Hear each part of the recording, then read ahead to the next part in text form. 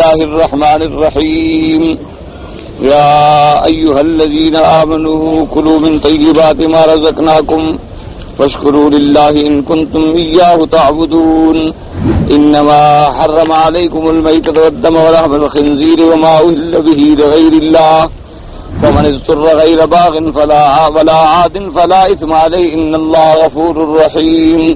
قال المؤلف والمفسر رحمه الله تعالى أدام النفع بعلومه وعلومكم في الدارين آمين. إلى أن قال مسألة ولبن الميتة وبيزها المتصل بها نجس عند الشافعي رحمه الله وغيره لأنه جزء منها. وقال مالك في رواية هو طاهر إلى أنه ينجس بالمجاورة. وكذلك أنفحة الميتة فيها الخلاف والمشهور عندهم أنها نجسة وقد أوردوا على أنفسهم أكل الصحابة من جبن المجوس. وقال القرطبي في التفسير ها هنا يخالط اللبن منها يسير ويعفى عن قليل النجاسة إذا خالط الكثير من المائع. اب مفسر رحمۃ اللہ علیہ اس آیت مبارکہ پر کہ اللہ تبارک و تعالی نے میتہ کو مسلمانوں کے لیے حرام فرما دیا ہے، تو اب میتہ میں سے اگر مثلا میتہ کا دودھ ہے یا بعض میتہ ایسے جانور ہوتے ہیں کہ ان کے انڈے ہوتے ہیں تو ان کے بارے میں یعنی کیا حکم ہوگا؟ تو امام شافعی رحمۃ اللہ علیہ فرماتے ہیں کہ وہ بھی پلیت ہیں، ان کو بھی استعمال نہیں کرنا چاہیے کیونکہ یہ بھی تو اسی کا ایک جز ہے، لأنہ جزء منہا. اور امام مالک رحمۃ اللہ علیہ ایک روایت میں فرماتے ہیں کہ بھی وہ چیز تو اصل میں پاک تھی لیکن نجاست کی مجاورت کی وجہ سے لہذا وہ بھی اب ناقابل استعمال رہی، ورنہ ٹھیک ہے ایک انڈا نکل آیا تو انڈا تو اپنی جگہ پاک تھا، لیکن اب چونکہ وہ نجس سے نکلا ہے تو اس مجاورت کی بنا پر یعنی امام مالک رحمۃ اللہ علیہ بھی اس کو نجس فرماتے ہیں. اسی طرح فرماتے ہیں کہ انفحۃ المیتہ. اب مسئلہ ہے انفحہ کا. انفحہ کہتے ہیں جس کو آج کل انگریزی زبان میں تو کہتے ہیں انزائم، یعنی معدے کے اندر سے کچھ ایسا جوہر ہوتا ہے جو ڈالتے ہیں دودھ میں اور اس کو پھر یعنی تبدیل کر کے اس سے یہ بناتے ہیں چیز جبنا وغیرہ جو یہاں آپ استعمال کرتے ہیں نا جبن، جسے ہمارے زبان میں کہتے ہیں پنیر مایا، یعنی یہ پنیر جو بنایا جاتا ہے اس کے بنانے میں یہ چیزیں استعمال ہوتی ہیں انزائم. اچھا یہ بھی قدرتی بات ہے کہ اس میں جو انزائم استعمال ہوتے ہیں یعنی انفحہ وہ بڑے جانور کے ہوتے ہیں، یعنی یا تو گائے کا استعمال ہوگا اور اللہ معاف کرے جیسے یورپ وغیرہ میں وہ خنزیر کا استعمال کرتے ہیں. تو اب اس کے بارے میں کیا ہے تو فرماتے ہیں کہ اس میں مسئلے کا اختلاف ہے کہ بعض علماء کرام نے تو فرمایا کہ وہ بھی حرام ہے کہ کیونکہ اس کی ایک جز جو ہے وہ حلال میں شامل ہو گئی، لیکن بعض علماء نے اس کو محمول کیا کہ جیسے صحابہ کے زمانے میں مجوس کے علاقے سے مجوسی لوگ جو تھے جو آگ پرست ہیں ان کے علاقوں سے جو پنیر مایا یا جبن آتا تھا تو صحابہ استعمال کر لیتے تھے، تو اس وجہ سے ان لوگوں نے کہا کہ اصل میں وہ انزائم کی اتنی قلیل مقدار ہے کہ اس کو اگر اتنی بڑی کثیر مقدار اور وہ مقدار بھی مائع ہے جو چلنے والی ہے، یعنی پانی پہلے دودھ بھی کو تو پھینٹا جاتا ہے اور اس کے اندر وہ ملائے جاتے ہیں تو لہذا اس کے اندر اتنی مقدار جو ہے قابل معافی ہے. لیکن اب بات یاد رکھیں کہ اب علماء متاخرین نے تحقیق یہ کی ہے کہ جس جبن میں خنزیر کے انزائم یا انفحہ استعمال ہوں تو اس کا تو بالکل متفق علیہ مسئلہ ہے کہ وہ حرام ہے کیونکہ وہ تو نجس العین ہے نا. باقی میتہ کے اندر تو گنجائش تھی نا، جیسے آپ اس کے بال استعمال کر سکتے ہیں، جیسے آپ اس کا اون استعمال کر سکتے ہیں، جیسے آپ ان کی کھال کو رنگنے کے بعد استعمال کر سکتے ہیں، لیکن خنزیر کی تو کوئی چیز بھی قابل استعمال نہیں. اس کی تو ہڈی بھی حرام ہے، اس کا چمڑا بھی حرام ہے، اس کے بال بھی حرام ہیں، اس کی کھال بھی حرام ہے، تو اندر باہر سے نجس ہے، نجس العین ہے. تو لہذا علماء کی تحقیق یہ ہے کہ آدمی کو چاہیے کہ وہ تحقیق کرے جب ایسی چیزیں خریدے، جبن وغیرہ خریدے تو دیکھے بھی کس ملک کا بنا ہوا ہے اور کون سی کمپنی کا بنا ہوا ہے اور اگر وہ کافروں کا ہے تو اس سے بچے اور احتیاط کرے۔ مسلمان ملکوں کا چونکہ فتویٰ اس پر ہوتا ہے کہ اب مسلمان ملکوں کے بارے میں بھی مثلاً بعض لوگ شبہ کرتے ہیں کہ جی وہ بھی تو باہر سے منگواتے ہوں اور ڈال دیتے ہوں، لیکن وہ تو شبہ ہوا نا، یقین تو نہ ہوا، وہ تو مسئلہ اشتباہ میں آ گیا، شک ہو گیا۔ لیکن دوسری طرف ہمیں مسلمانوں کے بارے میں اچھا گمان رکھنا چاہیے، ظن المؤمنین خیرا، مسلمانوں کے بارے میں ہم اچھا گمان رکھیں۔ بھی کوئی مسلمان ایسی حرکت کیسے کر سکتا ہے کہ وہ خنزیر کی چربی استعمال کرے یا خنزیر کے انفیہ استعمال کرے؟ ہمیں کسی مسلمان سے ایسی توقع نہیں رکھنی چاہیے۔ لیکن جن کے بارے میں ہمیں یقین ہے کہ یہ کافر ہیں، ان کے نزدیک حلال حرام کا کوئی تصور نہیں، حلال حرام کا ان کے نزدیک کوئی مسئلہ ہی نہیں ہے کہ خنزیر حرام ہے یا حلال ہے، تو لہذا وہ اگر ڈالتے ہیں تو اس سے ہمیں بچنا چاہیے۔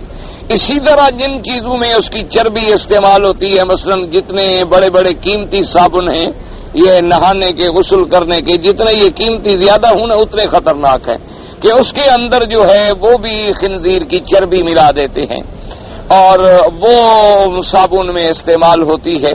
تو اس لیے احتیاط اور تقوی اور پرہیزگاری اسی میں ہے کہ اگر وہ خالصتاً کسی کافر ملک کا، کافر کمپنی کا بنا ہوا ہے، اچھا بعض کمپنیاں تو خود اس کے اوپر لکھ بھی دیتی ہیں، یعنی وہ تو چھپاتے بھی نہیں ہیں، وہ تو لکھ دیتے ہیں کہ جی اس کے اندر خنزیر کی چربی ہم نے ڈالی ہے، وہ لکھتے ہیں نا بھی اس میں کیا کیا ڈالا جاتا ہے، تو اس کے اندر وہ اپنے لکھ دیتے ہیں کہ اس کے اندر خنزیر کی چربی ہے۔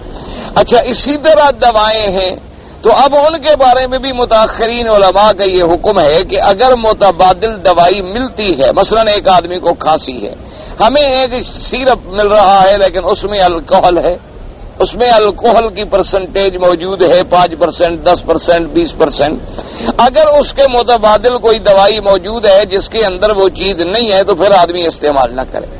اور علماء متاخرین کا اتفاق ہے کہ اگر اس مرض کا اور متبادل دوا کوئی نہیں ہے اور اس دوا کے استعمال میں غالباً اکثر اغلب نفع کا امکان ہے اور ڈاکٹر نے تجویز کیا ہے تو پھر بطور مریض کے اس کو استعمال کر سکتا ہے، یہ نہیں کہ اس کے بعد اس کو بطور لذت کے استعمال کرے۔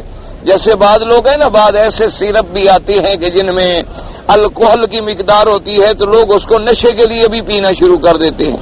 اللہ تبارک و تعالیٰ معاف کرے، وہ بجائے ایک چمچ پینے کے بوتل پی گئے تو ان کو تو نشہ ہو گیا نہیں، تو وہ تو فطری بات ہے کہ ایک تو منشیات کو بطور منشیات استعمال کرنا حرام ہے، قلیل ہو و کثیر ہو حرام۔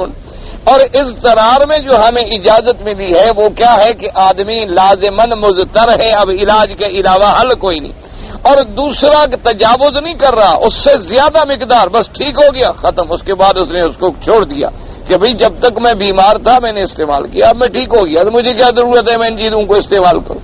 تو ایسی چیزوں سے بچنا چاہیے اور احتراز کرنا چاہیے اور ہر ممکن کوشش کیا کریں بچنے کی۔ جتنے صابون ہیں جو باہر کے ملک سے آتے ہیں اس کو پڑھا کریں یا کسی پڑھے لکھے دوست سے پڑھوا لیا کریں اور پوچھ لیا کریں کہ بھئی یہ کیا پوزیشن ہے اور کیا حالات ہیں، اور جس صابن کے بارے میں تحقیق ہو جائے کہ اس میں نہیں ہے الحمدللہ ثم الحمدللہ۔ اچھا بعض صابن ایسے ہیں جو اسلامی ملکوں سے بنتے ہیں، اب ان کے بارے میں چونکہ ہمیں یقین نہیں ہے، شبہ تو ہو سکتا ہے لیکن شبہ ہونا اور بات ہے اور یقین ہونا جو ہے وہ اور بات، اس کا استعمال جو ہے ہم کر سکتے ہیں۔ اب الحمدللہ تقریباً ہر چیزیں اسلامی ملکوں میں بھی بنتی ہے۔ گو بعض لوگ یہ کہتے ہیں کہ جناب یہاں تو وہ صرف پیکنگ ہوتی ہے، سنبل ہوتی ہے، اصل جو خام مواد ہے اور خام میٹیریل ہے وہ تو باہر سے آتا ہے۔ یہ تو فرق اتنا ہے کہ وہ بڑے بڑے ڈرم بھر کے آ گئے تاکہ وہ سستا پڑ گیا، اس کا یہاں آنے کے بعد ٹکیا بنائی گئی، مشین میں ڈالی گئی، تو میٹیریل تو وہی ہے جو انہوں نے بھیجا ہے۔ تو اگر یہ بات حقیقت ہو، کیونکہ یہ تو کاروباری لوگوں کو پتا ہو سکتا ہے کہ جن کا ایسے یعنی ایسے مسانے میں کاروبار ہے، تعلق ہے، تو پھر بھی آپ بچنے کی کوشش کریں۔ اور جتنے خدا کی قدرت ہے یہ سادہ صابن ہے نا جی، کم قیمت والے، یہ اللہ کی رحمت سے زیادہ محفوظ ہے۔ یہ جتنا بھی زیادہ قیمتی صابن ہے نا، اب ایک صابن جو ہے 30 ریال، 40 ریال، 50 ریال، 60 ریال کی ایک ٹکیا ہے صابن کی، تو ان کے اندر یہ زیادہ خطرہ ہے۔ اور جتنی یہ 2 آنے 4 آنے بکنے والی چیزیں ہیں الحمدللہ اللہ کا شکر ہے یہ زیادہ محفوظ ہوتی ہیں، یعنی اللہ کا نظام ہے کہ غریب ان چیزوں سے جلدی بچ جاتا ہے بنسبت امیر آدمی کے۔ غریب کے بچنے کے امکانات جو ہیں اور غریب کا حلال کھانے کا امکان بھی زیادہ ہے. کیوں؟ غریب بیچارے نے کس سے کیا رشوت لینی ہے؟ ایک بیچارہ خود مزدور ہے، ہاری ہے، سارا دن ہل چلاتا ہے، اس غریب نے کیا رشوت لینی ہے؟ کیا ڈاکے مارنے ہیں؟ کیا چوری کرنی ہے؟ کیا قتل کرنے ہیں؟ وہ تو ہے ہی بیچارہ پہلے سے مظلوم ہے، سارا دن محنت کرتا ہے، شام کو روٹی بمشکل سے ملتی ہے. اچھا اس کو نہانا بھی ہو تو وہ مٹی، کچی مٹی لے کے اسی سے اپنے بال دھو لیتے ہیں، اسی سے نہا لیتے ہیں بیچارے. اچھا کپڑے شپڑے جو ہیں وہ بھی وہ کھار ڈال دی ڈبے میں اور اگلتی رہی اور اسی میں کپڑے ڈال دیے اور اپنے دھو لیے. ندی کے کنارے کھڑے ہو گئے اور کپڑے دھو لیے. تو بہرحال یہ بڑے لوگ جو ہیں نا ان کے لیے ذرا زیادہ خطرناک چیزیں ہیں. جیسے آج کل یہ ہوتا ہے کہ مثلا ایک مشین ہے کپڑے دھو رہی ہے، اسی میں ہر قسم کا گندا کپڑا ہے، پلید بھی ہے، گندا بھی ہے، جنابت والا بھی ہے، حیض والا بھی ہے، نفاس والا بھی ہے، اور اسی پانی میں سب کو ڈال دیا ہے اور سب کا رگڑا لگانے کے بعد نکالا، خشک کیا اور دے دیا. تو وہ تو پاک ہی نہیں ہوا، اس لیے کہ جب کپڑا پانی ہی پلید تھا تو پلید پانی کیسے پاک کر لیتا ہے؟ تو ایسے اگر اس کو دوبارہ پھر انہوں نے پاک پانی میں دوبارہ ڈالا ہے پھر تو ٹھیک بات ہے. اگر دوبارہ پاک پانی میں نہیں ڈالا گیا کون دیکھنے جاتا ہے؟ اور جتنے کپڑے دھونے والے ہیں اس کا دماغ خراب ہو گیا کہ 3 دفعہ آپ کو دھو کے دے گا. وہ تو پیسے بچائے گا، وہ تو پیسے بچائے گا کہ ایک ہی چکر میں جان چھڑاؤ، مجھے کیا ہے، میں نے تو صاف کر کے دینا ہے. تو ایسی چیزوں میں احتیاط کریں. جتنا آپ حرام سے بچیں گے اتنا اللہ کی رحمت کے قریب ہوں گے، اتنا عبادت میں لطف ملے گا، اتنا دعائیں جلدی مستجاب ہوں گی، اتنے آپ کی اولاد صالح ہوگی، فرما بردار ہوگی، اطاعت گزار ہوگی. اور جتنا آپ حرام میں الجھیں گے اللہ کی رحمت سے دور ہو جائیں گے، دعائیں قطعاً قبول نہیں ہوں گی، اور اولاد میں بے فرمانی، گھر میں بے فرمانی، ناچاکیاں، پریشانیاں، بیماریاں، مختلف مصیبتوں کا ہجوم ہو جاتا ہے. اللہ ہر مسلمان کو محفوظ رکھے. اللہ پاک سب کو حلال کھانے کی توفیق دے. وقد رواه ابن ماجه من حديث سيف بن هارون سليمان التيمي نبي اسماعيل بن هدي سلمان رضي الله تعالى عنه سئل رسول الله صلى الله عليه وسلم عن السمن والجبن والفراء فقال الحلال ما أحل الله في كتابه والحرام ما حرم الله في كتابه وما سكت عنه فهو مما عفا عنه. اب مفسر رحمت اللہ علیہ فرماتی ہیں کہ حضور پاک سے پوچھا گیا کہ یا رسول اللہ صلی اللہ علیہ وسلم یہ گھی آتا ہے، جبن آتا ہے، فرا یہ بھی جبن کی ایک قسم ہے. اور آپ نے فرمایا کہ دیکھو ایک بات یاد رکھو کہ حلال وہ ہے جس کو اللہ نے کتاب میں حلال کیا، اور حرام وہ ہے جس کو اللہ نے حرام کر دیا. اور جن چیزوں کے بارے میں اللہ نے قرآن میں یعنی بیان ہی نہیں کیا تو مانا بندے کے لیے گنجائش ہے، بندے کے لیے اس میں گنجائش ہے. لیکن احتیاط اسی میں ہے جیسے دوسری جگہ میرے آقا نے سرکار مدینہ نے بڑی عظیم یعنی ایک ہی جملے میں سارے مسئلے حل کر دیے. آپ نے فرمایا الحلال بین والحرام بین وبینہما امور مشتبہات. آپ نے فرمایا حلال بھی واضح ہے، حرام بھی واضح ہے، اور حلال اور حرام کے درمیان میں بعض چیزیں ہیں جن میں شبہ ہے کہ بعض شبہ پڑتا ہے کہ حلال ہے، شبہ پڑتا ہے کہ نہیں یار پتہ نہیں یہ حرام ہو. تو آپ نے فرمایا کہ تم اس مشتبہات شبہ والی چیزوں کو بھی چھوڑ دو، جن میں شبہ پڑ جائے چھوڑ دو. کیوں؟ اس کی میرے مدنی پاک نے صلی اللہ علیہ وسلم نے مثال دی. آپ نے فرمایا کہ دیکھو ایک آدمی نے کھیتی لگائی ہے اور باہر اس نے اس کے لیے ایک باڑ لگا دی ہے. اب تم بکریاں چرا رہے ہو، اگر باڑ کے قریب چراؤ گے تو ہو سکتا ہے کہ بکری منہ ڈال لے اندر، لیکن اگر تم باڑ کے قریب بھی نہیں آؤ گے تو سوال پیدا نہیں ہو سکتا کہ بکری منہ مارے. تو اس لیے فرمایا جب آپ مشتبہ سے بچ جائیں گے تو حرام کے آپ قریب ہی نہیں جائیں گے. لیکن اگر آپ مشتبہ چیزوں میں پڑنا شروع ہو گئے تو آہستہ آہستہ پتہ نہیں حرام تک بھی چلے جائیں. اس لیے حضور پاک نے فرمایا کہ جس چیز میں ذرا شبہ ہو جائے، اشتباہ پڑ جائے، بس مسلمان کا کام ہے کہ اس سے بچنے کی کوشش کرے، اس سے اجتناب کرے. حالانکہ شریعت میں کافی مسائل میں گنجائش ہوتی ہے. ہم آج کل گنجائش ڈھونڈتے ہیں، اور گنجائش کیوں ڈھونڈتے ہیں؟ تاکہ ہم حرام تک پہنچ جائیں. اللہ تبارک و تعالیٰ معاف کرے، اللہ تو نیتوں کو جانتے ہیں. بھئی اسلام نے رعایت دی ہے، لیکن اسلام کی باقی ساری پابندیوں پہ عمل کرو تو رعایت کا فائدہ بھی اٹھاؤ.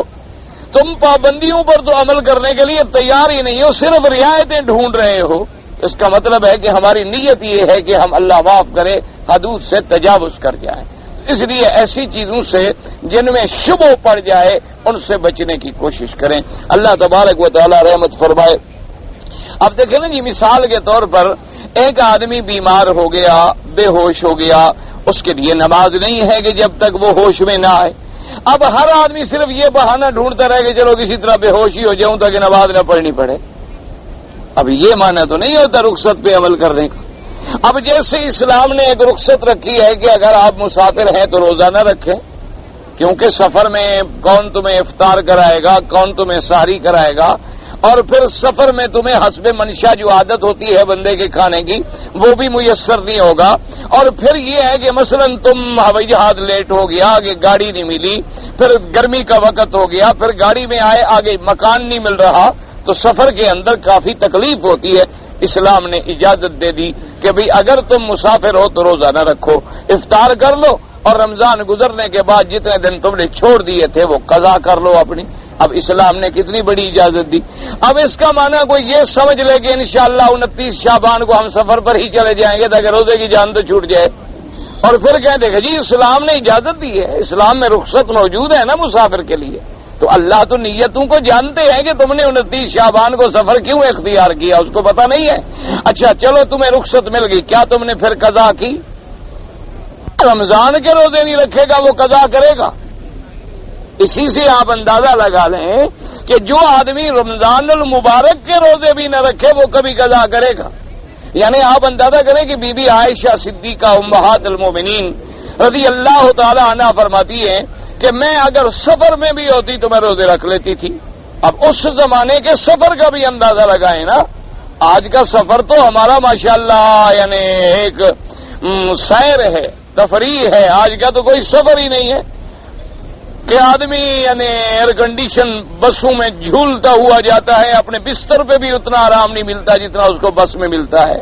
تو یہ کون سا سفر؟ اس زمانے کے سفر کا اندازہ لگائیں کہ مکہ مدینہ پاک سے مکہ مکرمہ تک اونٹوں کے سفر کر کے عمرہ کرنا، اور 8 دن 10 دن میں قافلوں کا پہنچنا.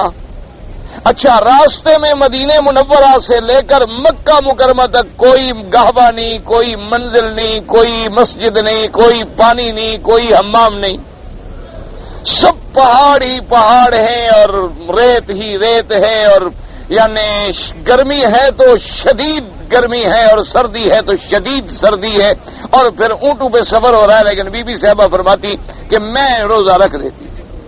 اور اس کے بعد پوچھا گیا کہ اماں جان اجازت ہے؟ فرمایا اجازت ہے نا، لیکن کوئی رکھ لے تو منع ہے. سوال یہ ہے کہ اللہ نے سفر میں روزہ چھوڑنے کی اجازت دی ہے، لیکن انتصومو اگر رکھ لے تو خیر لکم، بڑا اچھی بات ہے. تو فرمایا کہ چونکہ میرا عقیدہ بی بی صاحبہ فرماتی تھی کہ میرا ایمان ہے کہ اگر رمضان میں روزے رہ گئے تو بعد میں قضا ہو جائیں گے، لیکن جب ہم قضا کریں گے تو وہ رمضان کی برکتیں کہاں سے ڈھونڈیں گے؟ پھر تو ہم کسی اور مہینے میں روزے رکھیں گے نا. وہ رمضان المبارک کا مہینہ تو گیا، وہ تو اپنی رحمتیں ساتھ لے کے چلا گیا. تو اس لیے بی بی صاحبہ فرماتی کہ میں تو بالکل قضا. اچھا کبھی کبھی بی بی صاحبہ فرماتی کہ سفر میں نماز پوری پڑھ لیتی. تو انہوں نے کہا بی بی صاحبہ اللہ نے اجازت فرمائی، اجازت ہی ہے نا، باقی بس مجھے نماز میں لطف ملتا ہے، میری آنکھوں کی ٹھنڈک نماز ہے، لہذا میں پوری پڑھ لیتی. تو آگے جتنی دیر فارغ بیٹھنا ہے میں اللہ کی عبادت میں کیوں نہ لگا دوں. اچھا ایسے لوگوں کے لیے تو رخصت پہ عمل کرنا جائز ہے، لیکن ایک آدمی رمضان کے روزے ہی نہیں رکھتا اور بہانہ یہ کرتا ہے کہ جی میں تو مسافر تھا، سفر میں ہوں جی. اور اگر گھر میں بھی ہو تو ماشاءاللہ جب کوئی جائے اور صاحب، اور اکثر ماشاءاللہ جتنے صاحب ہیں نا جی وہ روزے سے نہیں ہوتے الا ماشاءاللہ، تو پوچھ بھی لیں وہ کہتے ہیں جی میں بیمار. اچھا جی ماشاءاللہ. او جی کیا بیماری؟ او جی بس ڈپریشن ہے اور نیند نہیں آتی اور کھانا صحیح ہضم نہیں ہوتا، صرف 3 4 5 دفعہ دن میں کھاتے ہیں، زیادہ تو نہیں کھاتے. اور ابھی ان کو ہضم بھی نہیں ہوتا. صبح پہلے بٹی سے شروع ہوتا ہے جی، اور پھر جا کے ماشاءاللہ ڈنر پہ اختتام شریف ہوتا ہے، ختم شریف. اور پھر جتنے دفعہ درمیان میں چائے آئے گی وہ بھی تو لوازمات کے ساتھ آئے گی، ورنہ وہ تو توہین ہے کہ خالی چائے کی پیالی آ جائے۔ کبھی خشک میوہ آئے گا، کبھی ساتھ میں نئی نئی پیسٹریاں، چاکلیٹ اور خالص، اور جو جتنے بڑے آدمی ہیں ان کے تو چاکلیٹ بھی کافروں کے بنے ہوئے انہیں اچھے لگتے ہیں، جو کافروں، کیونکہ ان میں خنزیر کی چربی ہوتی ہے، وہ زیادہ لذت دیتی ہے، اس لیے انہیں وہ عزیز ہوتے ہیں اور وہ باہر سے منگواتے ہیں۔ ارے اسلامی لوگوں نے ان کو تو جی بسکٹ بنانا ہی نہیں آتا۔ مسلمان ملک دیکھو جی کیسا گندا بسکٹ بناتے ہیں، مٹی اندر ہے، صاف ستھرا، یہ دیکھو جناب کیسے چمکتی ہوئی پیکنگ ہے، اور یہ کوئی ضرورت نہیں کہ اندر خنزیر کی چربی ہے یا اندر کتے کی چربی ہے یا اندر کیا بلا ہے، بس پیکنگ اس کی بڑی شاندار ہے، چمکتا ہوا ہے، صاف ستھرا ہے اور ان ٹچ ہے، ہاتھ نہیں لگا، مشینوں میں بنا ہے۔ یہ تو گندے گندے مزدور اپنے گندے ہاتھوں سے ہاتھ لگاتے ہیں اور کیا کیا کرتے ہیں۔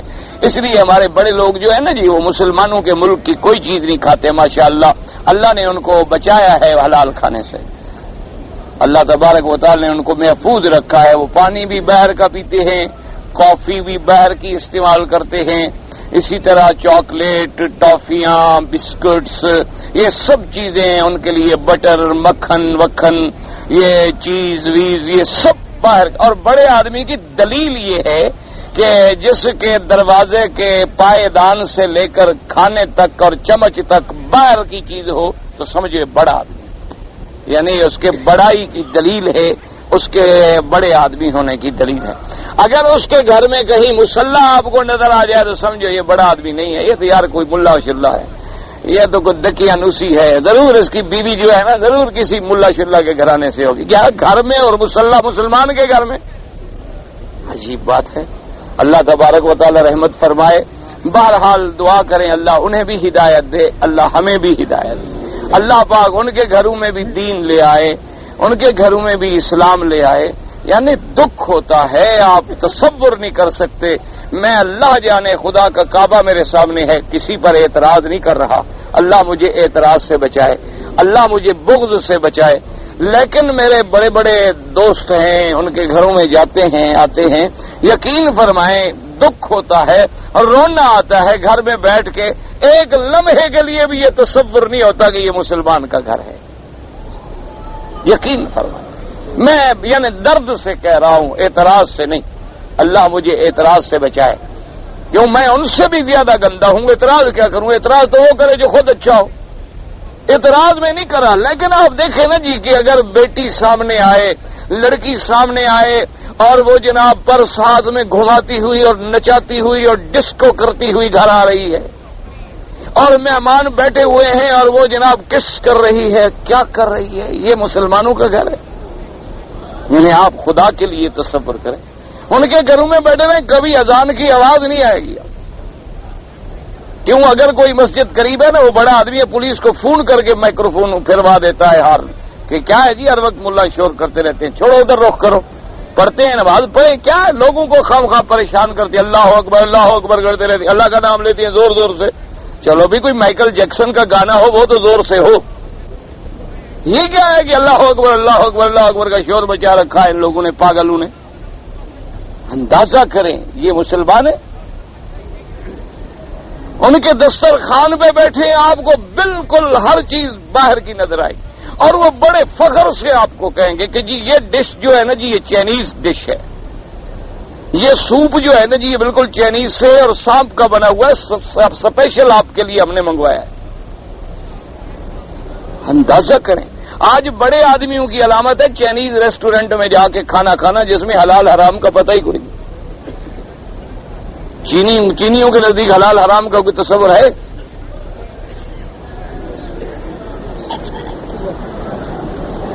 انا للہ و انا الیہ، بس دعا کیا کریں اللہ کے حرم میں کہ اللہ اسلامی ملکوں پہ رحم کرے اور شکر کریں اس ملک میں اللہ کا بڑا رحم ہے، بڑا کرم ہے۔ مجھے تو وہ ان لوگوں پہ واللہ ترس آتا ہے جو اس ملک کی بھی مخالفت کرتے ہیں نا اور سمجھتے ہیں کہ ہم اسلام کے ٹھیکیدار ہیں، اللہ معاف کرے وہ بڑی غلطی پہ ہیں۔ اس ملک جیسا امن، راحت، اسلام، رحمت دنیا کے کسی کونے میں نہیں، آپ نے دیکھے ہوں گے ملک، اور ہم نے تو مشرق سے مغرب تک کنگال ڈالا ہے، دنیا کا ہر ملک دیکھا ہے. یقین فرمائیں اپنے وطن میں جاتے ہیں جہاں ہمارے باپ دادے کی جگیریں ہیں، اللہ کا شکر ہے کوئی ہم بھوکے ننگے ملا نہیں ہیں روٹیاں ٹکڑے تقسیم کرنے والے. اللہ تبارک و تعالیٰ کی رحمت ہے، اللہ کا کروڑ کروڑ شکر ہے. ہم تصور بھی نہیں کر سکتے کہ ہمیں خدا نے کتنا کچھ دیا ہوا ہے، ہم سوچ بھی نہیں سکتے اللہ کی اتنی بڑی نعمتیں ہم. لیکن یقین کریں ایک مہینہ، اور وہ ایک مہینہ بھی مجھے تو کسی اپنے گھر میں بھی ایک رات نہیں ملتی. دن کہیں رات کہیں، دن کہیں رات کہیں، صبح کہیں شام کہیں، لیکن اس کے باوجود واللہ یوں دل کرتا ہے کہ پتہ نہیں ہم کہاں آ گئے، یا اللہ ہمیں جلدی واپس حرم میں پہنچا دے، ہم کہیں جہنم میں تو نہیں آ گئے. یہ جنت ہے. دعا کرو اللہ اس کے امن کو، سلامتی کو، حکومت کو، نظام کو قائم رکھے، اور اگر کوئی غلطیاں ہیں اللہ ان کو اصلاح کرنے کی توفیق دے.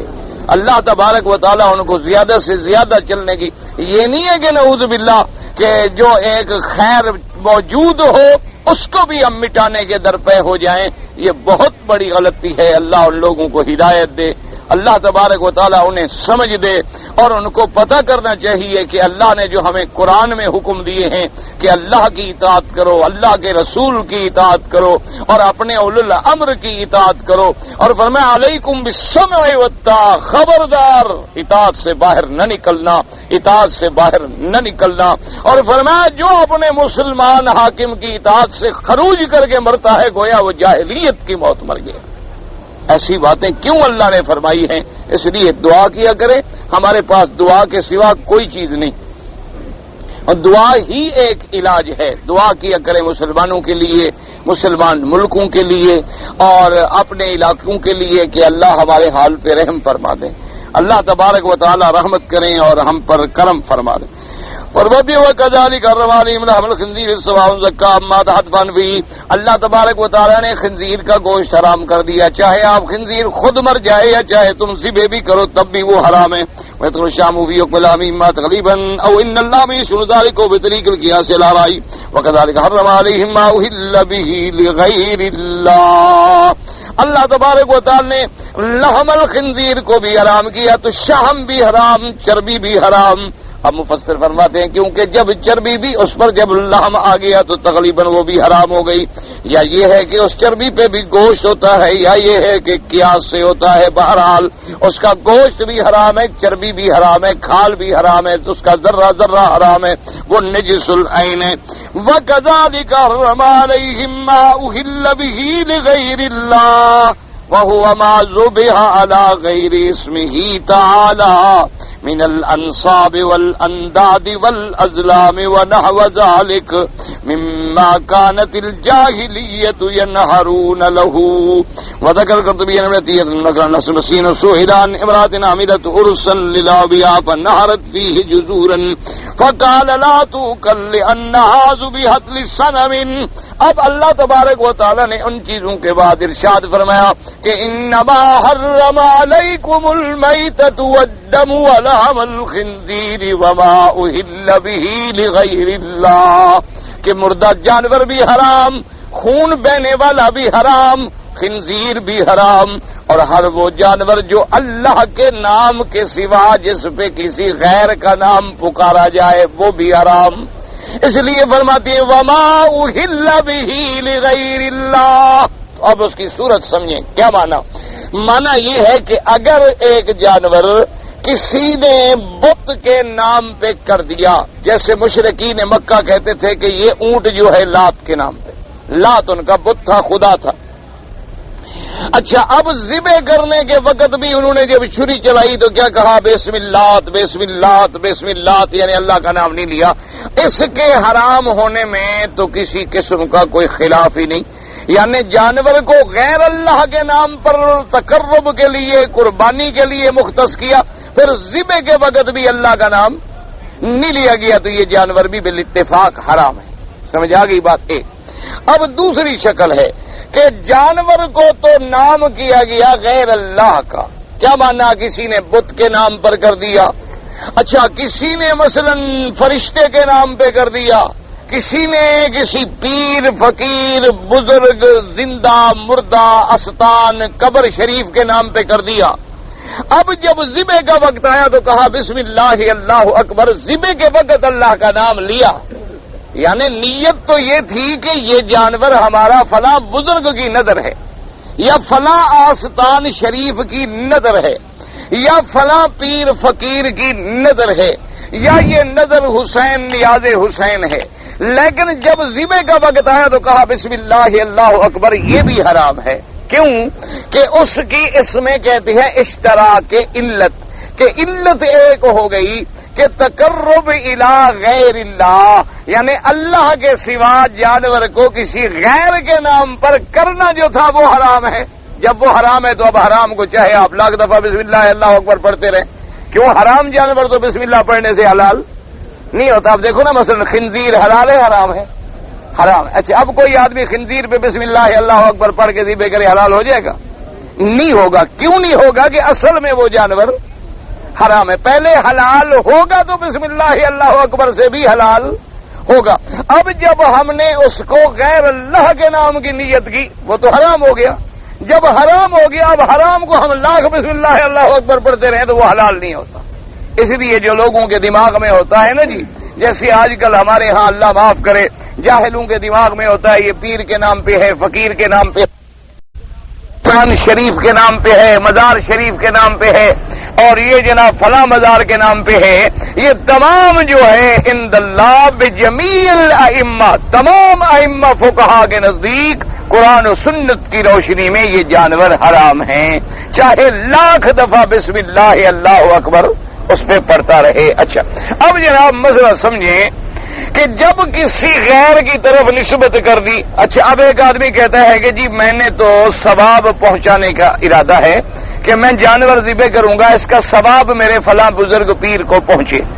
اچھا اللہ فرماتے ثواب پہنچانے کا ارادہ ہے تو پھر ذبح کر دو، گھر میں تقسیم کر دو اور دعا کرو اللہ میاں اس کا ثواب میرے فلاں بزرگ کو عطا کر۔ پھر اس کو جانور کو لے جانے کا اور آستان شریف پہ جا کے ذبح کرنے کا کیا بہانہ ہو گیا؟ کچھ ثواب تم نے تو پہنچانا نہیں نا، ثواب مولوی نے پہنچانا ہے نا۔ دیکھو نا مثال کے طور پر ہم جو خیرات کرتے ہیں اس نیت سے کہ میرے ابا کو ثواب ملے، مثال کے طور پر ہمارے والد فوت ہو گئے، ہم نے خیرات پکائی، بکرے ذبح کیے، خیرات پکائی، کیا نیت ہے کہ ثواب ہمیں کس کو پہنچے؟ ہمارے والد کو۔ اچھا یہ ثواب کون پہنچائے گا؟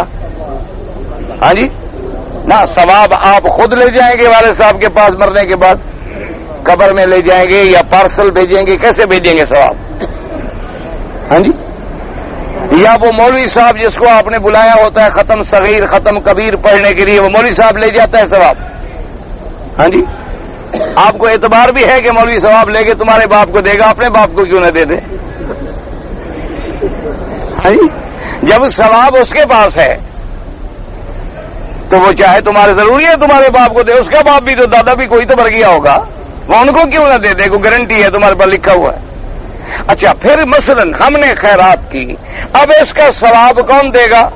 اللہ دے گا۔ اس کو پہلے قبول کون کرے گا؟ اللہ۔ اچھا ہمیں پتہ ہے کہ یہ قبول ہو گیا؟ ہاں جی، یعنی امید ہے اللہ کی رحمت سے، امید ہے کہ اللہ قبول فرما لیں گے، لیکن کوئی گارنٹی تو نہیں ہے، کیا پتہ قبول نہ ہو، پتہ نہیں ہماری نیت ٹھیک نہ ہو، ہمارا اخلاص نہ ہو، جانور میں کوئی حلال والی بات نہ ہو تو وہ قبول ہی نہ ہو۔ اچھا جب قبول ہی نہ ہو، ثواب تو ملا نہ، تو ہم نے ثواب کیسے دے دیا؟ سمجھو بات کو، سمجھو، لوگ جلدی جلدی ناراض ہو جاتے، دیکھو جی وہابی ہو جی، وہابی ہو جی، پیروں کے منکر جی، فقیروں کے منکر جی، قبر کے منکر جی، اولیاء کے منکر۔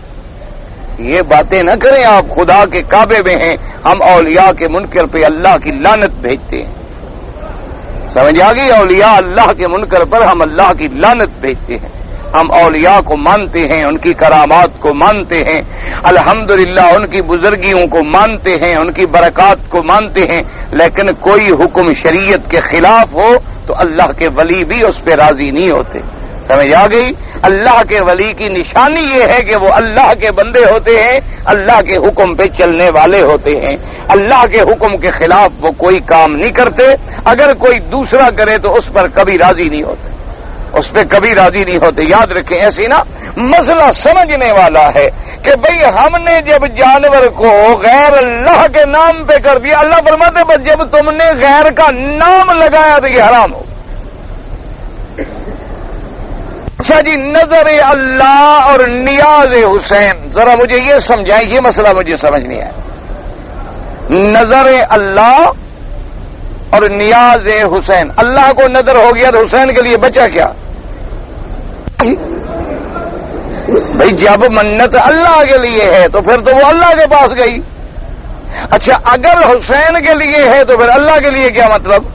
تو اب تم نے دونوں کو شریک کیا، اسی کا نام شرک ہے کہ ایک چیز میں تم نے دونوں کو شریک کیا۔ جیسے میں کل کی اخبار پڑھ رہا تھا، ایک مولوی صاحب ہے، میں نام تو نہیں لیتا ان کا، بہرحال یا جن لوگوں نے پڑھا ہوگا انہوں نے تو خیر نام بھی پڑھا ہوگا، انہوں نے لکھا کہ بھئی یہ جو طاعون کی بیماری پھیلی ہوئی ہے تو اس سے بچنے کے لیے ہمیں کیا کرنا چاہیے۔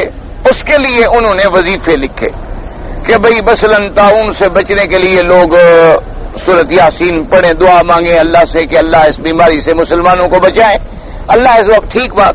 اچھا آگے انہوں نے لکھا کہ یہ اللہ کے اسماء ہیں، اللہ کے نام ہے، وہ ٹھیک ہے اللہ کے نام ہی لکھے انہوں نے، یا حی ہے، یا قیوم ہے، غفور ہے، اور بھی نام ہے، اللہ معاف کرے، بتائیں میں کوئی بھول رہا ہوں، کیونکہ اخبار تو ہم ایسے پڑھتے ہیں نا بھائی، چلو ایک نظر سے گزر جائے، کچھ پتہ تو رہے کیا ہو رہا ہے دنیا میں۔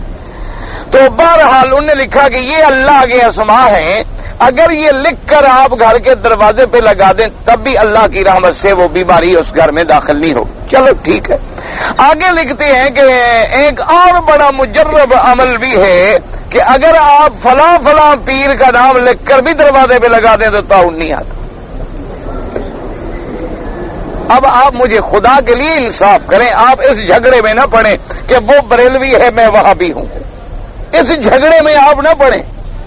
آپ مہربانی کر کے مجھے یہ بتائیں کہ اللہ کا نام بھی اتنی اثر کرتا ہے اور پیر کا نام بھی، یعنی اللہ کا نام لکھ کر لگا دو تب بھی وہ بیماری اندر نہیں آئے گی، اگر تم وہ نہیں لگاتے ہو پیر کا نام لکھ کے لگا دو، تو مانا کیا ہوا کہ اب پیر کے اسم کا مرتبہ اور اللہ کے اسماء حسنہ کا مرتبہ، اب اس سے بڑا کوئی شرک ہے؟ آپ خود فیصلہ کریں، آپ ٹھنڈے دل سے اپنے دماغ میں بیٹھ کے سوچیں، آپ خود غور کریں، اس تصور میں آپ نہ پڑا کریں کہ جو جی یہ تو وہابی ہیں، چھوڑیں اس بات کو، آپ کو بھی تو اللہ نے عقل دی ہے۔ اب مثلا میں آپ کو کہتا ہوں کہ بھائی میرا کام جو ہے یہ آدمی بھی کر سکتا ہے اور یہ بھی کر سکتا ہے، مانا یہ ہے کہ ان دونوں کو برابر طاقت ہے کہ یہ دونوں میں سے کوئی ایک میرا کام کر سکتا۔ اب میں یہ کہتا ہوں کہ میرا کام اللہ بھی کر سکتا ہے اور رسول بھی کر سکتا ہے، یا اللہ بھی کر سکتا ہے اور پیر بھی کر سکتا ہے، تو اب دونوں کو میں برابر لے گیا۔ اچھا اب میں یہ کہوں کہ نہیں، فرق اتنا ہے کہ اللہ تو خود کر سکتا ہے، پیر خود نہیں کرتا لیکن اللہ سے کروا لیتا ہے۔ اب تھوڑا سا میں نے فرق کیا کہ بھی کام اللہ بھی یہاں کرنا چاہے وہ تو خود کر دیتے ہیں جو چاہیں، البتہ ہم جب پیر کو کہتے ہیں نا کہ پیر صاحب میرا بچہ نہیں ہوتا، تو پیر میں اتنی طاقت ہے کہ وہ اللہ سے منوا لیتا ہے، تو اللہ سے بھی تو بڑا ہو گیا، یعنی اللہ اس کی بات کا انکار نہیں کر سکتا، اللہ سے منوا لیتا ہے۔ اللہ نے تو نبیوں کی بات بھی نہیں مانی، اللہ تبارک و تعالی نے تو پیغمبروں کی بات بھی نہیں مانی، 70 سال اللہ کے نبی روتے رہے اور دعائیں منظور نہیں ہوئی، تو پھر یہ کیسے منوا لیتا ہے؟ اچھا اور منوا لیتا ہے، چلو زندگی میں پھر بھی کوئی بات سمجھ آ گئی کہ تم پیر کے پاس گئے اور تم نے ان سے کہا، انہوں نے تمہارے لیے دعا کر دی، بھئی مرنے کے بعد ان کو کیسے طاقت مل گئی کہ تمہاری بات بھی سن لی، تمہاری درخواست کا ان کو پتہ چل گیا، تمہارے بیٹے نہ ہونے کا پتہ بھی چل گیا، اور پھر انہوں نے وہی مرنے کے بعد اللہ کو جو کہا تو اللہ بھی ڈر گئے، انہوں نے کہا یہ تو اب پیر کا فرمان ہے، یہ تو میں ٹال نہیں سکتا، یہ تو کرنا پڑے گا۔ اس لیے آپ نے دیکھا ہوگا نا، لوگ جب نام رکھتے ہیں تو کہتے ہیں پیریں دتا، کہ یہ بچہ مجھے کس نے دیا ہے؟ پیر نے۔ پیر بخش، یہ کس نے بخشا ہے؟ پیر نے۔ نبی بخش، کس نے بخشا ہے؟ نبی نے۔ رسول بخش، کس نے بخشا ہے؟ رسول نے۔ حسین بخش، کس نے بخشا ہے؟ حسین نے۔ فیض بخش، یہ کس نے بخشا ہے؟ کوئی فیض پیر ہوگا، یہ اس نے جناب ہمیں بخشا ہے۔ اور اگر اللہ کا نام لکھنا ہو تو کہتے ہیں اللہ ڈیوایا، یعنی اللہ نے بھی ان سے کہہ کے دلوا دیا ہے، خود نہیں دیا۔ اب اس سے بڑا کوئی شرک ہے؟ خدا کے لیے ڈرو، اللہ تبارک و تعالیٰ سے دعا کرو، اللہ پاک ہمیں شرک سے محفوظ رکھے۔ اللہ تبارک و تعالیٰ ہمیں شرک سے، یہ چھوٹی چھوٹی جب نسبتیں ہوتی ہیں، اب دیکھو نا جی، یہ کس کا گھر ہے جہاں آپ آئے ہوئے ہیں؟ ہاں جی، اگر آپ کہتے ہیں یہ میرا گھر ہے پھر کیا ہوگا؟ اس گھر کی نسبت کیا ہے کہ بیت اللہ، یہ کس کا گھر ہے؟ اللہ کا۔ اچھا، اللہ میاں رہتے تو نہیں نا اس میں؟ اللہ میاں تو اس گھر میں نہیں رہتے نا بھائی، اللہ کا مقام تو عرش ہے، یہ گھر کعبہ شریف نہیں ہے۔ لیکن اللہ نے کہہ دیا ہے میرا گھر ہے، اسی نسبت سے اس کی عظمت بن گئی کہ ساری کائنات میں افضل ہو گیا۔ جب ہم نے نسبت کی کیا اللہ یہ نظر تیرے نام پہ ہے، خالص تیرے لیے، صرف تیرے لیے اور کسی کے لیے نہیں۔ اللہ نے کہا چلو میرے بندے نے میرے نام پہ منت مانی ہے، میں قبول کر لوں، گناہگار بندہ صحیح لیکن نام تو میرا لے رہا ہے۔ اور جب تم نے کہا اللہ میاں نظر تیرے لیے ہے، نیاز حسین کے لیے، نظر تیرے لیے ہے، نیاز کلندر کے لیے ہے، تو اب تم نے نسبت غیر کی کر دی۔ اللہ نے فرمایا یہ شرک ہے، اسی کا نام تو شرک ہے کہ جیسے گھر کو مجھ سے نسبت تھی، اس جانور کو نظر کو بھی مجھ سے نسبت تھی، جب تم نے غیر سے نسبت کی تو وہ چیز حرام ہو گئی۔ اس لیے ہمیشہ یاد رکھیں، ورنہ ہمارا دماغ خراب نہیں ہے کہ ہم 11ویں کے دودھ کی مخالفت کریں۔ مفت میں دودھ ملے مولوی چھوڑتا ہے؟ وہ تو مثال مشہور ہے دنیا میں کہ مفت کی شراب تو کہتے ہیں قاضی نے بھی نہیں چھوڑی۔ ویسے کوئی تمہارے علاقے کا قاضی ہوگا، یہاں کے قاضی الحمدللہ عالم بھی ہیں اور ان حرام چیزوں سے محفوظ بھی ہیں، اللہ کا شکر ہے۔ تو بہرحال یہ ہے کہ کہنے کی بات ہے کہ آخر ہمارا دماغ تو خراب نہیں نا کہ ہم اپنے پیٹ کو کاٹیں، کہیں گے دودھ حرام ہے، یہ مٹھائیاں حرام ہیں، یہ حلوے حرام ہیں، یہ پراٹھے حرام ہیں، یہ حلوے مانڈے حرام ہیں، یہ جناب چیلم حرام ہے، یہ کل خانیاں حرام۔ ہم اپنا پیٹ کیوں کاٹیں؟ آخر ہمارا کوئی دماغ تو خراب نہیں۔ ہم اس لیے روتے ہیں کہ تو نے پیسہ بھی لگایا بجائے ثواب کے تو نے حرام کرنے کے بعد اللہ کو ناراض بھی کر دی۔ اللہ تبارک و تعالی آپ کو اور مجھے اور ہر مسلمان کو مسئلہ سمجھنے کی توفیق دے۔ بات اچھا، اب علماء فرماتے ہیں وما اہل بہ لغیر اللہ، یعنی جس پر غیر اللہ کا نام لیا جائے۔ اور اسی طرح فرمایا وما ذبح علی النصب، اور ہر وہ جانور جو کسی غیر کے نام پہ، غیر چاہے بت ہو یا قبر ہو برابر غیر ہے، اس کے نام پہ ذبح کیا جائے وہ بھی حرام۔ اچھا، اب مسئلہ باقی یہ بچ گیا کہ جی جانور تو ہمیں سمجھ آ گئی کہ حرام ہے، لیکن مٹھائی تو جانور نہیں ہو تو ذبح ہوتی ہی نہیں، دودھ بھی ذبح نہیں ہوتا، حلوہ شریف بھی کبھی ذبح نہیں ہوتا، جتنی چاقو مارے پھر مل جائے گا۔ ایسی خطرناک بلا ہے، ایک پلیٹ مولوی کو کھلا دو مجالے اس کے منہ سے حق نکلے، جیسے سیمنٹڈ پلسٹر کرتے ہیں نا، آپ نے دیکھا ہوگا نا جو بڑے بڑے ہاؤس بناتے ہیں نا، ٹینک بناتے ہیں نا آپ پانی کے، آپ اپنے مستریوں سے پوچھ لیجئے گا اس سیمنٹ میں وہ چینی ملاتے ہیں، یہ جو چینی ہوتی ہے نا چینی ملاتے ہیں سیمنٹ میں، پھر وہ کبھی لیک نہیں ہوتا، تو اس کی لیکیج بند ہو جاتی ہے۔ آپ جب حلوے میں اتنی چینی ملا کے مولوی کو کھلائیں گے پھر بھی لیک ہو سکتا ہے؟ سوال پیدا نہیں ہوتا۔ اس کے منہ پہ تو سمجھیں بالکل ٹھپا لگ گیا، کبھی حق نکلے گا ہی نہیں۔ حق کب نکلتا ہے؟ جب پتھر لگتے ہیں، پتھر لگے تو پھر چیخ نکلتی ہے کہ نہیں نکلتی؟ کسی کو پتھر مارو، کسی کو کانٹوں پہ گھسیٹو، تو پھر بلال نے شور اللہ اکبر کا کیا تھا کہ نہیں کیا تھا؟ تو جب علماء کو آپ وہابی کہیں گے، گالیاں دیں گے، بے ایمان کہیں گے، منکر نبی کہیں گے، وہ چیخیں گے، حق کہیں گے، پھر حق تو تب نکلے گا۔ حق اس سے کیسے نکلے گا جس کے گلے میں پھول ڈالو، جس کو جناب زندہ بھی پھول چڑھا دو اور مردے پر بھی پھول چڑھا دو، وہ کا حق کہے گا؟ وہ پھولوں کی چادروں کے نیچے سونے والے بھی کبھی حق کہتے ہیں؟ حق تو وہ کہتے ہیں جو سردار بھی کھڑے ہو کے اللہ کی توحید کو پکارتے ہیں۔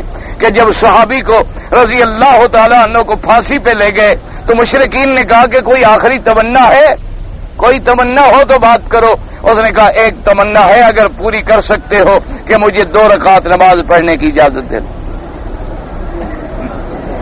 اس وقت بھی خیال ہے تو اپنے رب کا ہے. 2 رکعت نماز پڑھی اور اس کے بعد کہنے لگا کافروں بات سنو.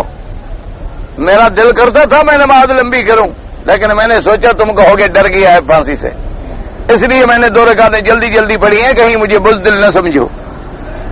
میں اللہ کے نام پہ اور اس کے بعد کھڑا ہوا کہنے لگا میرا مولا تیرے نام، تیرے توحید، تیرے دین اسلام اور دین نبی کے نام پہ پھانسی چڑھ رہا ہوں، صرف اتنا کرنا میرے نبی کو خبر تو پہنچا دینا کہ تیرا پروانہ شہید ہو گیا، بس اور کچھ نہیں چاہیے، تاکہ حضور میرے لیے دعا کر دیں گے صلی اللہ علیہ وآلہ. یہ ہے حق اس وقت نکلتا ہے. تو اب یاد رکھو کہ حلوہ ہے، مٹھائی ہے، یہ بعض لوگ چنے لے جاتے ہیں، دالیں لے جاتے ہیں، پھلیاں لے جاتے ہیں، پتہ نہیں کیا کیا بلائیں کرتے ہیں. ہر پیر کے لیے تقسیم کرنے کی چیزیں بھی علیحدہ ہیں، جیسے پیر کو پسند تھی نا. ایک بڑا حضرت فوت ہوا ہے نا، اس نے لکھا کہ میں جب مر جاؤں تو میرے بعد بریانی اور زردہ جس میں زعفران ڈالا ہوا ہو، یہ کچا وچا رنگ نہ ہو، جس میں زعفران ڈالا ہوا ہو، اور یہ برف جو ہے خانہ ساز، یہ مشین کا نہیں گھر کا بنا ہوا، برف بھی گھر کا بنا ہوا ہو. اور اس کے بعد انہوں نے کہا کہ اپنی دال جو ہے نا وہ فلاں اپنا دال ہو اور اس کے اندر فلاں فلاں مثالیں بھی ڈالے ہوئے ہیں، وہ میرے بعد بھیجنے ہیں، میں قبر میں انتظار میں رہوں گا. یعنی قبر میں اس کو جنت کے کھانوں کا مزہ نہیں آئے گا، اس کی انتظار کرے گا. انا للہ و انا الیہ. دعا کرو اللہ خاتمہ ایمان پہ کرے، اللہ قبر میں بھی ہمیں جنت کی نعمتیں دے اور اللہ حشر میں بھی ہمیں جنت کی نعمتوں سے نوازے. یہ دنیا کی تو نعمتیں بھی فانی ہیں، یہ دنیا بھی فانی ہے، اس کی کیا حقیقت ہے جنت کے مقابلے پر. تو اب مسئلہ سمجھ لیں کہ جو چیزیں میٹھا ہو یا پھیکا ہو غیر اللہ کے نام پر تم نے کی وہ بھی حرام. کیوں؟ وما اہل بہ لغیر اللہ. اللہ نے فرمایا جس چیزوں پہ میرے نام کے سوا کسی غیر کا نام آئے، چاہے ذبح کرو یا نہ کرو، جب میرے سوا غیر کا نام آیا تو تقرب الی اللہ کے بجائے تقرب الی غیر اللہ آ گیا. اشتراک علت کی وجہ سے وہ چیزیں جو ہیں وہ بھی حرام ہو گئی. اس لیے اب مسئلہ سمجھو کہ جی پھر ہم کیا کریں. مسئلہ یہ ہے کہ تم سارا سال خیرات کرو، تم سارا سال خیرات کرو، اس کے لیے اپنی طرف سے پابندیاں نہ لگاؤ کہ یہ میں 11ویں کو کروں گا، یہ 10 محرم کو کروں گا، یہ والد کی قبر پہ 10 محرم کو جا کے لیپا چونا بھی اچھا نیا کروں گا اور کچھ 1-2 کلو دال بھی ڈال دوں گا اوپر. تو یہ جو تم دن مقرر کر کے ایجادات کرتے ہو یہ نہ کرو. سارا سال خیرات کرتے رہو اور اللہ سے دعا کرو اللہ ثواب دے. اللہ تبارک و تعالی اجر و مصیبت عطا فرماتے ہیں اور خیرات کرنے میں بڑی اللہ کی رحمتیں ہیں، مصیبتیں ٹل جاتی ہیں، بلائیں دور ہوتی ہیں اور اللہ تبارک و تعالی اجر و ثواب عطا فرماتے ہیں. آپ اپنے والدین کے لیے حج کریں، آپ اپنے والدین کے لیے عمرے کریں، آپ اپنے والدین کے لیے کوئی صدقہ جاریہ بنا دیں، کوئی مسجدیں بنائیں، مدرسے بنائیں، کنویں لگائیں، سبیلیں بنائیں. کون منع کرتا ہے؟ منع تو وہ کرتا ہے جب تم خود اللہ کے مقابلے پر آگے شرک والی بات شروع کر دیتے ہو، اس وجہ سے تم اپنے حلال کو حرام کر دیتے ہو. اللہ تبارک و تعالی ہر مسلمان کو حرام سے بچائے اور حلال نصیب بھی فرمائے، حلال مہیا بھی فرمائے، حلال کھانے کی توفیق بھی دے. جی میں نے حج کا ارادہ کیا تھا اور میں نے اجازت بھی لے لی تھی، لیکن ان دنوں مجھے کمپنی نے کسی کام پہ ڈپٹی لگا دی مکے میں حج نہ کر سکا. کوئی بات نہیں، صرف تم نے ارادہ ہی کیا تھا اور تو کچھ نہیں کیا. تو اب اگلے سال حج کرنے کی کوشش کرو. دم تو تم پر تب ہوتا جب تم حج کا احرام باندھ لیتے، 2 رکعت پڑھ کے نیت کر کے لبیک پڑھ لیتے، پھر احرام کھول دیتے تو دم پڑتا. تم نے دل میں ارادہ تھا میں حج کروں گا، کمپنی نے چھٹی نہ دی، رہ گیا.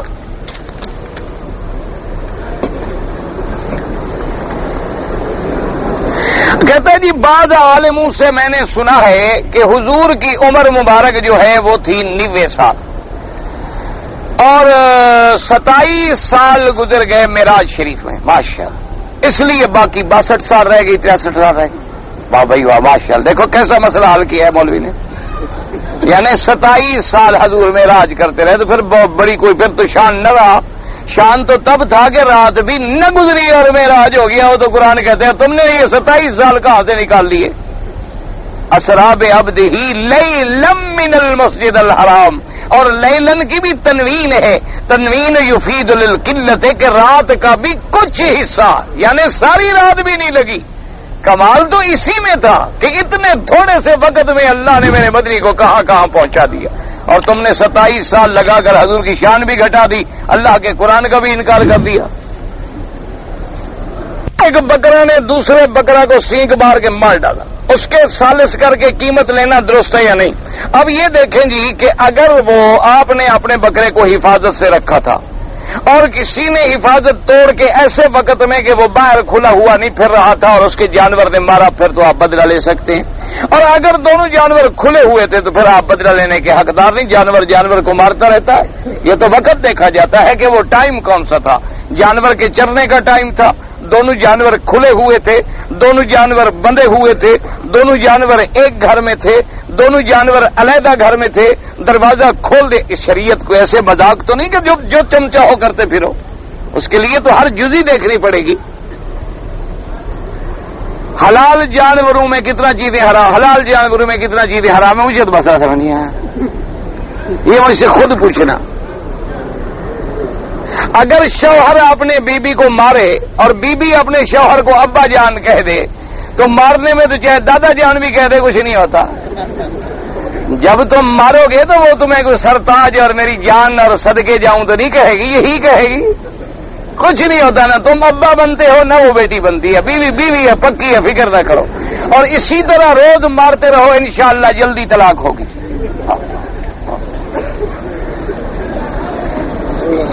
ایک لڑکی 11 سال سے اپنے شوہر سے ناراض ہے، شوہر اس کو خرچہ بھی نہیں دیتا اور طلاق بھی نہیں دیتا، اور شوہر اور ملک میں ہے، لڑکی اور ملک میں ہے، تو کیا کریں؟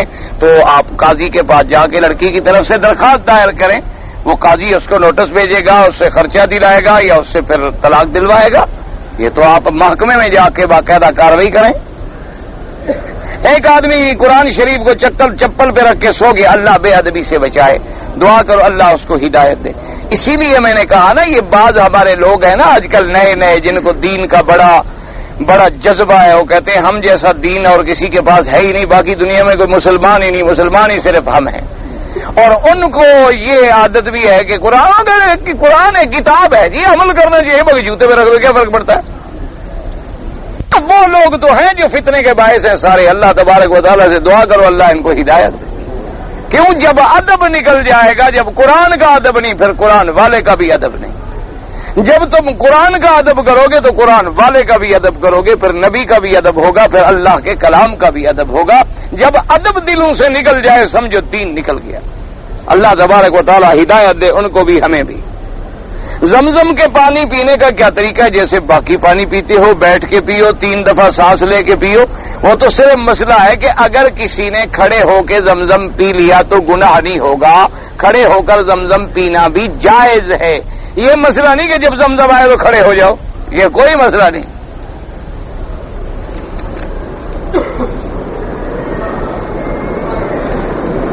کہتا ہے جی عورت کے لیے احرام کی حالت میں چہرے پہ کپڑا بالکل نہیں لگنا چاہیے، اس کا چہرہ کھلا ہونا چاہیے، لیکن اس کے لیے بھی شرط ہے اور حدیث میں وضاحت موجود ہے۔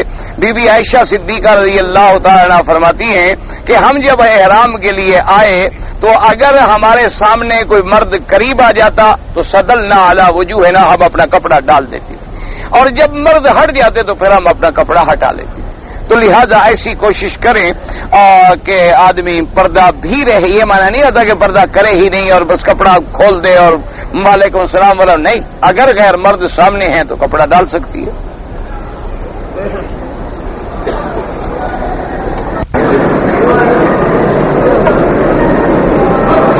ایک آدمی چندہ کیا، مکیلے دیا، پتہ نہیں، مجھے تو نہیں پتا کیا زبان ہے، کیا لکھا ہے آپ نے، میں سمجھ نہیں سکتا۔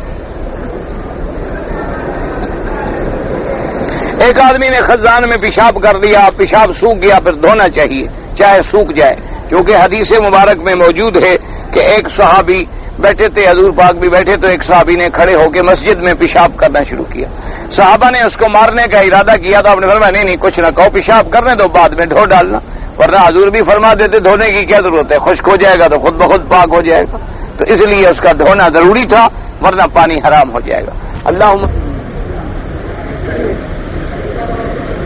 کہتا ہے جی مجھے مالک نے کہا کہ یہ مال جو ہے، میں جدے میں کام کرتا ہوں ایک دکان پر، مجھے مالک نے کہا کہ یہ مال جو ہے ہر چیز 2 ریال میں بیچو. مجھے مالک کا یہ آرڈر تھا، لیکن میں نے بعض چیزیں 2 ریال کے بجائے 5 ریال میں بھی بیچ دی. تو اب مالک نے تو 2 ریال کہا تھا، لہذا باقی 3 ریال میرے لیے حلال ہے. بالکل خالص حرام ہے، اور یہ ڈبل حرام ہے. ایک تو تم نے اپنے مالک کی نافرمانی کی، تو دوسرا 2 والی چیز مسلمان کو دھوکھا دے کے تم نے 5 میں بیچی. حالانکہ مالک نے 2 کہا تھا تو نفع کے لیے، نفع کے ساتھ ہی کہا تھا نا، گھاٹے کے ساتھ تو نہیں کہا تھا. اب تم نے مسلمان کو وہی 2 والی چیز الٹا 5 میں بیچی، تو لہذا یہ ظلم بھی ہے اور حرام بھی ہے. اپنے وہ پیسے مالک کو دے دو، اور مالک جانے اور مالک کا کام جانے.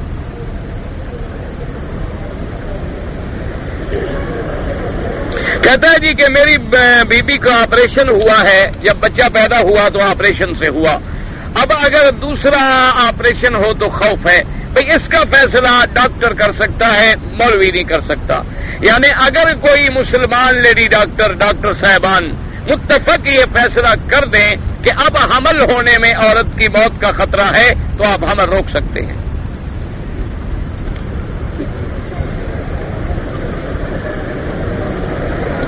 کوئی آدمی روپیہ لے کے 100-200 عمرہ کرے گا، اس کا فیصلہ کیا ہوگا؟ بھائی ٹھیک ہے، جو پیسے دیں گے حج کرنا بدل پہ جائز ہے، وہ سب ٹھیک ہے، اس میں کیا ہے؟ اگر دونوں نے رضا سے کیا ہے، طے نہ کرے، ریٹ شیٹ مقرر نہ کرے، اور صرف مدد کرنے کے لیے بعد احرام باندھ لیتے ہیں اور شامل ہو جاتے ہیں. یہ جھوٹ تو بولتے ہیں نا، جھوٹ نہیں بولنا چاہیے.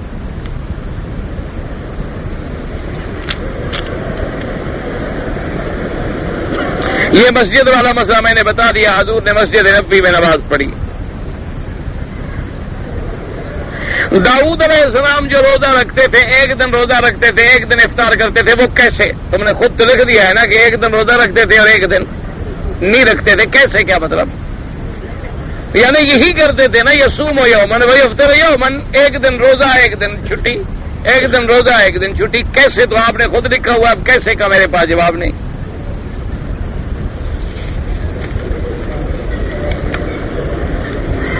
کہتا ہے جی کہ بعض لوگ میں نے دیکھا ہے کہ ان کے سر پہ کپڑا بھی موجود ہوتا ہے، لیکن جب نماز پڑھنے کا وقت آتا ہے تو پھینک دیتے ہیں. بس دعا کرو اللہ ہدایت دے، ورنہ قرآن کا حکم ہے کہ یا بنی آدم خذوا زینتکم عند کل مسجد، کہ نماز کے وقت پورے لباس کے ساتھ ہونا چاہیے. اور میرے مدنی پاک صلی اللہ علیہ وسلم سے یہ کسی حدیث مبارک میں ثابت نہیں کہ آپ گھر سے پگڑی باندھ کے آئے ہوں اور نماز کے وقت اتار دی ہو. بہرحال یہ علیحدہ مسئلہ ہے کہ ایک آدمی کے پاس کپڑا نہیں تھا، اس نے بغیر کپڑے کے نماز پڑھ لی تو نماز ہو جائے گی.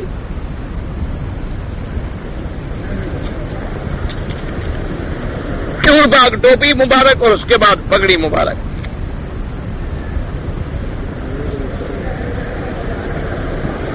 ایک آدمی مکے میں رہائش پذیر ہے، اس نے 29 روزے رکھ لیے اور پاکستان میں گیا تو روزہ تھا. تو بہرحال یہ ہے کہ یاد رکھیں 30 تک تو رکھ سکتا ہے، 30 سے زیادہ نہیں، کیونکہ مہینہ 30 سے زیادہ کا نہیں ہوتا. پھر اگر رمضان ہو تو رمضان والی شکل بنائے گا، لیکن اس کو روزہ نہیں رکھنا ہوگا، کیونکہ یا مہینہ 29 کا ہوگا یا مہینہ 30 کا ہوگا. 2 روز اگر پاکستان سے ہم آئیں تو 2 روزوں کا فرق پڑتا ہے، وہ آپ کو پورے کرنے ہوں گے، کیونکہ 28 کا روزہ تو نہیں ہوتا نا، 28 کا تو مہینہ ہوتا ہی نہیں نا. 28 کا مہینہ تو انگریزوں کا ہوتا ہے، مسلمانوں کا تو نہیں ہوتا. ایک آدمی نے عصر کے بعد طواف کیا اور وہ طواف کر کے چلا گیا، نماز نہیں پڑھی، بعد میں کہیں جا کے پڑھی، کوئی حرج نہیں، یہ نماز ہے جب بھی پڑھ لے. میں کسی مشکل کے حل کے لیے یا ودود و طواف میں پڑھوں، کوئی حرج نہیں، اللہ کا نام ہے، للہ الاسماء الحسنی فادعوہ بہا، اللہ کے نام کے ساتھ اللہ کو پکارو. فعال لما یرید، بالکل یہ بھی اللہ کے حکم ہے کہ اللہ تبارک و تعالیٰ جو چاہیں کریں. میرے گھر کے قریب مسجد ہے، لیکن میں کوشش کرتا ہوں کہ حرم میں نماز پڑھوں، کبھی 1-2 رکعت نکل جاتی ہے. بہرحال اگر آپ کو حرم میں جماعت ملے تو حرم کی جماعت نہ چھوڑیں، ورنہ پھر مسجد کی جماعت نہ چھوڑیں. یہ مجھے نہیں پڑھی کہ نماز پڑھیں، بالکل نہ پڑھیں. اذان سے پہلے الصلاۃ والسلام علیک یا رسول اللہ، یہ بدعت ہے. ایک عورت نے اپنے خاوند کو بولا کہ اگر تو اپنے باپ کی اولاد ہے تو مجھے طلاق دے دے. کچھ نہیں ہوتا، طلاق نہیں ہوتی. عورت کے کہنے سے کچھ ہوتا تو سارے بندوں کی 200 طلاق ہو چکی ہوتی. یہ بھی شکر کرو اللہ نے عورت کو یہ اختیار نہیں دیا. اگر یہ عورت کو اختیار ہوتا تمہیں سمجھ آ جاتی. جب گھر سے دیر سے آتے نا کہہ دیے ایک طلاق، دوسرے دن تم کسی دوست کے پاس لیٹ ہوتے کہہ دیے آج ایک اور لے لو. یہ بھی شکر ہے کہ مرد کے پاس ہے. اللہم صلی علی سیدنا محمد وعلی آل سیدنا محمد.